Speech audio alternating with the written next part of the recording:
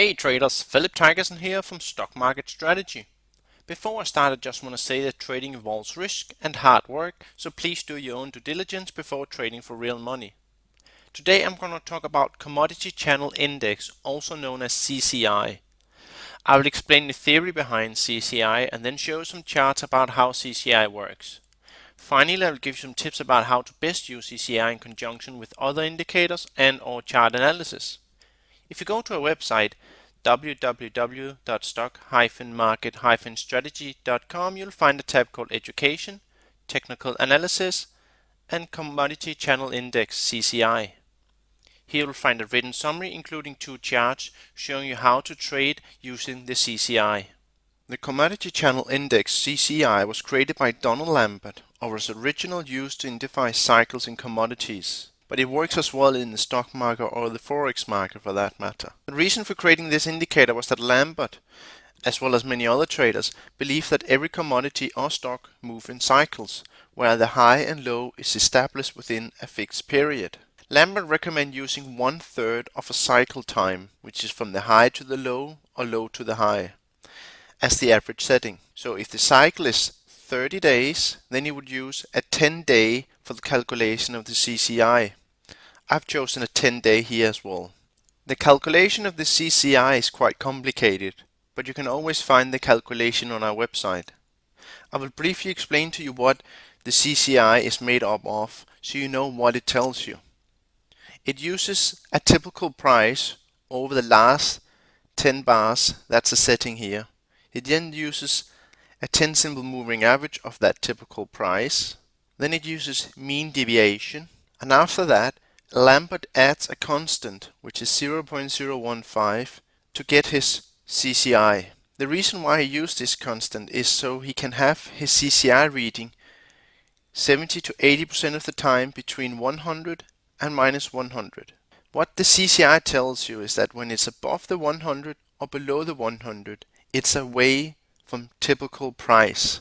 So when it's above, it tells us that it is out of normal price action. When it's below, it's also out of normal price action. I will show you how to use these 100 and minus 100 levels for later.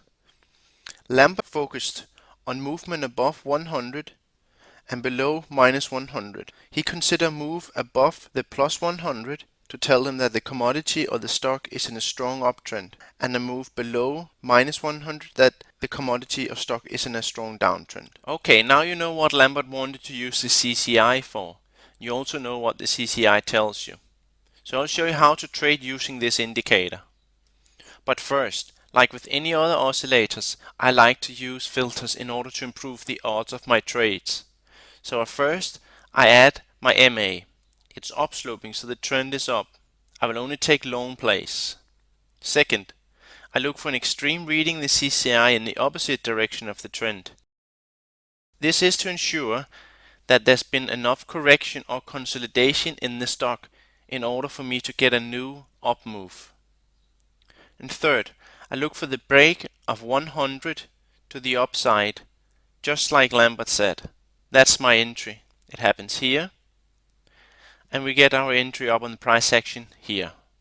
Since the introduction of CCI, traders have discovered various new ways to use the indicator.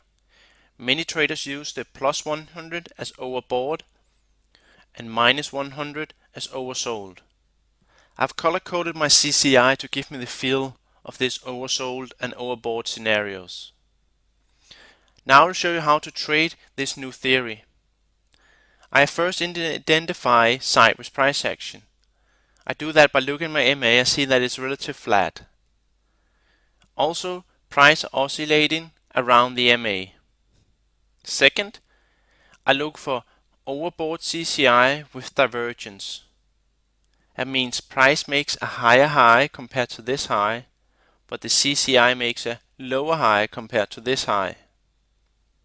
And third, I look for the cross down through 100. So we're moving away from non-typical price. It happens here, and it means that this bar which closes here is your entry. Here's another way of using the CCI. I've removed the color coding on the CCI in order not to get confused about the overbought and over signals, because this is a trendline break trade.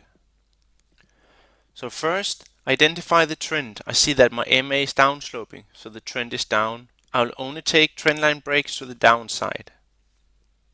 Second, I draw in a trend line connecting my lows on the CCI.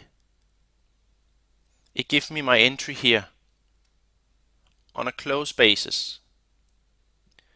If you see the trend line break on the CCI gets you in before the trend line break on price, because you get in faster but still with confirmation because of the CCI trend line break, you're getting a better risk to reward because your stop is smaller and your target is bigger.